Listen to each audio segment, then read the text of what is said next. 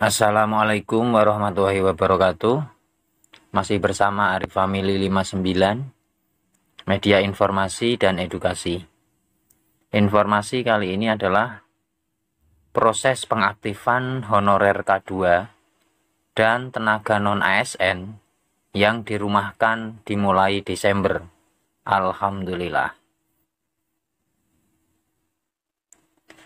Proses pengaktifan honorer K2 dan tenaga non-ASN yang dirumahkan akan dilakukan Pemda pada Desember 2023. Salah satu daerah yang mulai memproses pengaktifan honorer ini adalah pemerintah Provinsi Kalimantan Tengah. Hal tersebut tertuang dalam surat nomor 800/483/11.7/BKD tertanggal 27 November 2023 yang ditandatangani Kepala BKD Pemerintah Provinsi Kalimantan Tengah Lisda Aryana. Dalam suratnya, Kepala BKD meminta para sekretaris OPD hadir dalam rapat pembahasan mengenai Surat Menteri Pendayagunaan Aparatur Negara dan Reformasi Birokrasi nomor B-M.SM.01.00/2023 tanggal 25 Juli 2023. Rapat dilaksanakan pada Desember. Adanya surat BKD Kalimantan Tengah ini membuat lega para honorer K2 dan tenaga non-ASN. Alhamdulillah, setelah Raker 13 November 2023 antara Menpan RB dan Komisi 2 DPR RI sehubungan dengan PHK massal honorer di sejumlah daerah termasuk Provinsi Kalimantan Tengah sudah ditindaklanjuti lebih positif, kata Ketua Perkumpulan Honorer K2 Indonesia Kalimantan Tengah Tri Julianto kepada jpnn.com Rabu 29 November.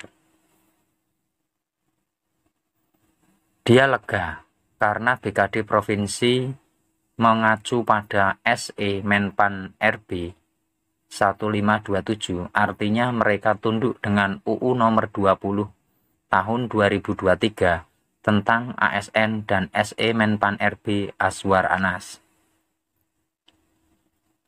Tri Julianto berharap pemerintah Provinsi Kalimantan Tengah bisa segera mengeluarkan surat pengaktifan kembali 1029 tenaga kontrak dan honorer K2 agar mereka bisa diselesaikan sesuai regulasi turunan UU ASN baru.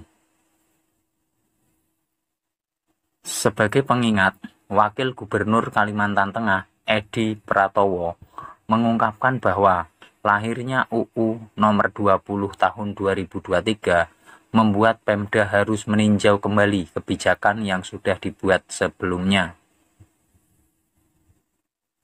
Tenaga kontrak atau honorer yang sudah dirumahkan akan dipekerjakan kembali, karena mengingat banyak ASN sudah memasuki masa pensiun. Kami akan melakukan koordinasi dengan perangkat daerah untuk membahas mekanisme pengaktifan mereka lagi, kata Edi Pratowo.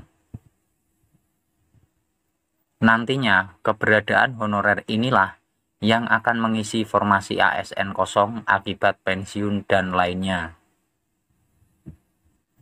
Menteri Pendayagunaan Aparatur Negara dan Reformasi Birokrasi Abdullah Azwar Anas dalam berbagai kesempatan selalu menegaskan tidak boleh ada Pemda yang memberhentikan honorer. Menteri Anas bahkan meminta Pemda di masa transisi ini untuk tetap mengalokasikan dana gaji honorer di APBD 2024. Gaji tersebut jangan sampai berkurang. Mestinya tidak boleh ada yang memberhentikan honorer. Surat edaran saya sudah sangat jelas, ucap Menteri Anas dalam Raker Komisi 2 DPR RI pada 13 November 2023. Sekretaris Forum Honorer Tenaga Teknis Administrasi K2 Kalimantan Tengah Ronaldo S.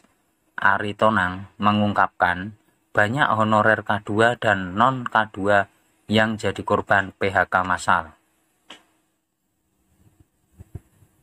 Dia mengungkapkan adanya UU ASN menjadi harapan baru bagi honorer khususnya K2. Sebab mereka tidak jadi dihapuskan pada 28 November 2023.